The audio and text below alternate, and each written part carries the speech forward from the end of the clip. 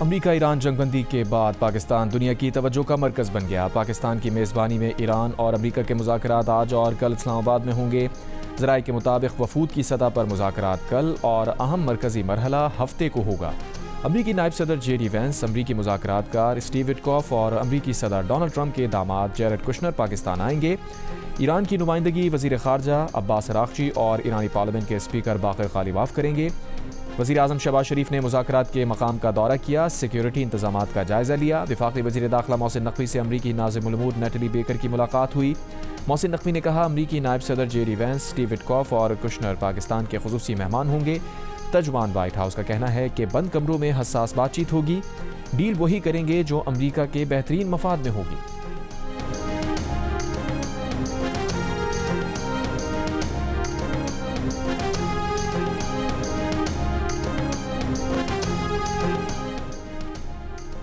وزیر اعظم شہباز شریف سے field marshal Syed Asim Munir کی ملاقات، خطے میں پائیدار امن کے لیے پاکستان کی سفارتی کوششوں کا جائزہ لیا گیا۔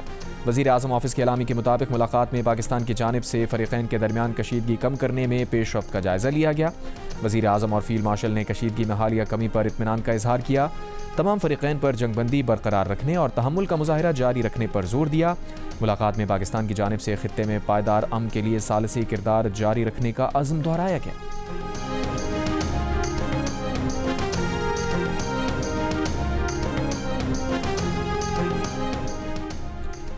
ایران کے نئے سپریم لیڈر مجتبیٰ خامنہئی نے کہا ہے کہ ایران جنگ نہیں چاہتا لیکن اپنے حقوق سے دستبردار نہیں ہوگا۔ ایران تمام مزاحمتی محاذوں کو متحد وجود کے طور پر دیکھتا ہے۔ ایران اپنے شہید سپریم لیڈر اور اپنے شہداء کا بدلہ لینے کے لیے پرعزم ہے۔ شہید سپریم لیڈر علی خامنہئی کے چہلم پر بیان میں مجتبیٰ خامنہئی نے کہا آبنائے ہرمز کے انتظام کو نئے مرحلے میں لے کر جائیں گے۔ ایران کے جنوبی پڑوسیوں کو پیغام میں کہا شیطان کے جھوٹے وعدوں سے بچیں، ہم ابھی بھی جنوبی پڑوسیوں سے مناسب رد عمل کا انتظار کر رہے ہیں۔ دشمن کے ساتھ بات چیت کے باوجود ایرانی عوام کو سڑکوں پر موجود رہنا چاہیے۔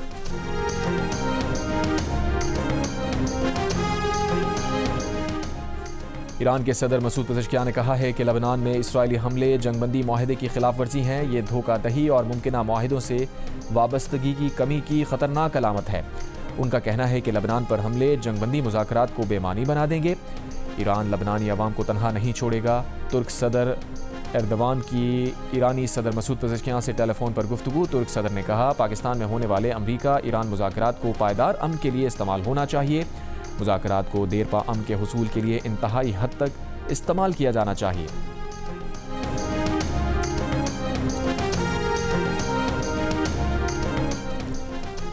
امریکی صدر ڈونلڈ ٹرمپ نے کہا ہے کہ ایران کے ساتھ امن معاہدے کے لیے پر امید ہیں۔ اسرائیل لبنان پر حملے کم کر رہا ہے۔ ایرانی رہنما بہت حد تک معقول ہیں، اگر انہوں نے معاہدہ نہ کیا تو بہت تکلیف دہ ہوگا۔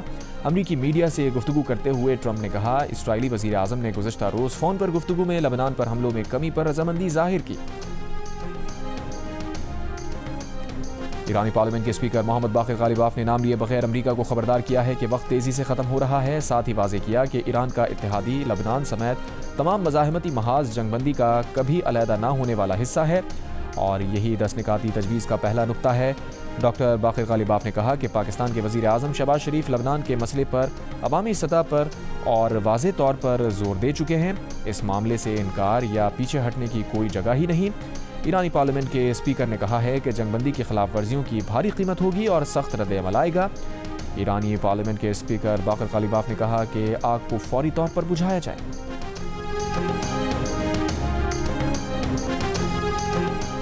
ایران کے نائب صدر محمد رضا عارف نے کہا ہے کہ امریکہ اور ایران کی جارحیت روکنے، عبوری جنگ بندی ممکن بنانے پر پاکستان کی کاوشوں کو سراہتے ہیں اور کہا کہ ایران اسلام آباد میں ہونے والے مذاکرات میں فعال طور پر شرکت کرے گا، تاہم امریکہ کی دھوکہ دہی والی فطرت کے سبب گہرے شکوک و شبہات باقی رہیں گے۔ ایرانی نائب صدر نے کہا کہ جنگ کے ان 40 دنوں میں ایران نے نہ صرف دشمن کے تخمینے کو غلط ثابت کیا بلکہ قوم کے عزم نے نئے افق کھولے ہیں۔ یہ جنگ نہ صرف فوجی فتح ہے بلکہ اسٹریٹجک حکمت عملیوں میں علاقائی اور عالمی تبدیلیوں کے لیے فیصلہ کن موڑ ہے۔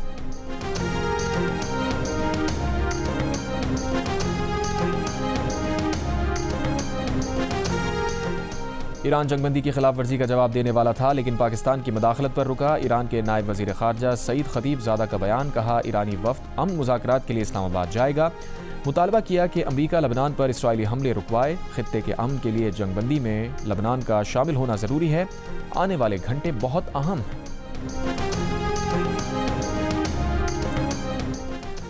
لبنان کے وزیر اعظم نے لبنان پر حملوں کو فوری ختم کرنے کے لیے پاکستان سے تعاون طلب کر لیا۔ وزیر اعظم شہباز شریف اور لبنان کے وزیر اعظم کے درمیان ٹیلی فونک رابطہ ہوا۔ وزیر اعظم شہباز شریف نے لبنان کے خلاف اسرائیل کی جاری حرب کی شدید مذمت کی۔ لبنان میں ہزاروں قیمتی جانوں کے ضیاع پر دکھ کا اظہار کیا۔ کہا پاکستان علاقائی امن کے لیے مخلصانہ کوششوں میں مصروف ہے۔ اسی جذبے کے تحت ایران اور امریکہ کے درمیان امن مذاکرات کا انعقاد کیا جا رہا ہے۔ لبنانی وزیر اعظم نے وزیر اعظم شہباز شریف کی امن کی کوششوں پر شکریہ ادا کیا۔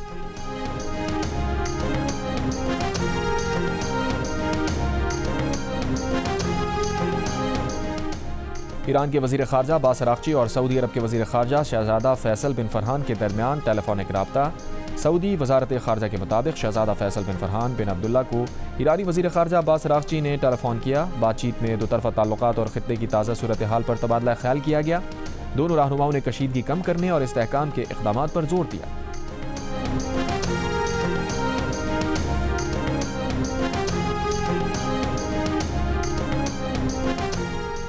نائب وزیر اعظم اسحاق ڈار کے عالمی رہنماؤں سے رابطے۔ سعودی عرب کے وزیر خارجہ فیصل بن فرحان کے ساتھ 24 گھنٹوں میں دوسری بار گفتگو۔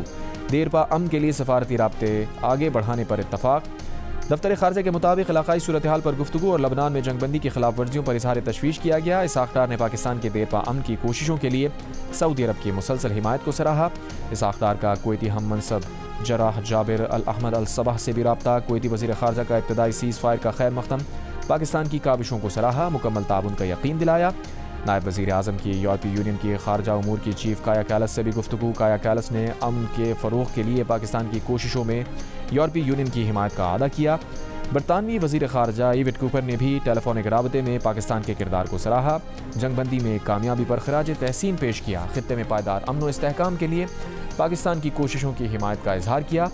اسحاق ڈار کے آذربائیجان اور ازبکستان کے وزرائے خارجہ سے بھی رابطے۔ اسحاق ڈار نے خطے میں دیرپا امن کے لیے پاکستان کا عزم دہرایا۔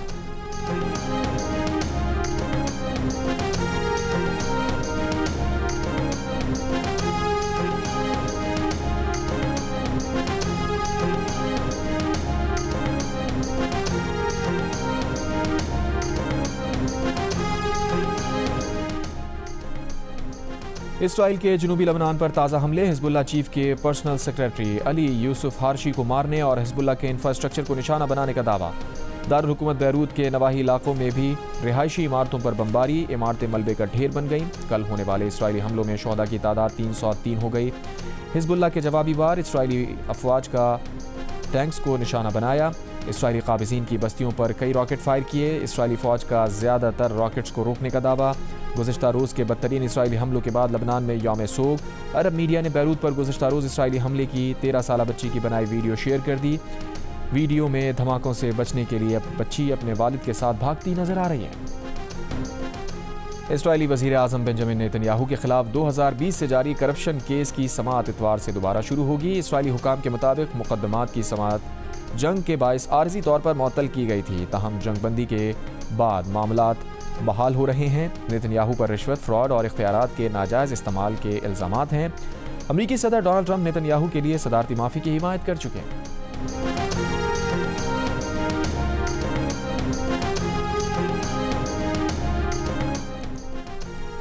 امریکی خاتون اول میلانیا ٹرمپ کی ایپسٹین سے تعلق کی تردید۔ کم سنوں سے جنسی تعلق کے مجرم جیفری ایپسٹین سے تعلق کی باتیں پروپیگنڈا قرار دے کر مسترد کر دی۔ کہا ایپسٹین کے ساتھ ان کی جعلی تصاویر سوشل میڈیا پر شیئر کی گئی ہیں۔ ایپسٹین کی وجہ سے زیادتی کا شکار متاثرین کے لیے کانگریس میں کھلی سماعت کا مطالبہ کر دیا۔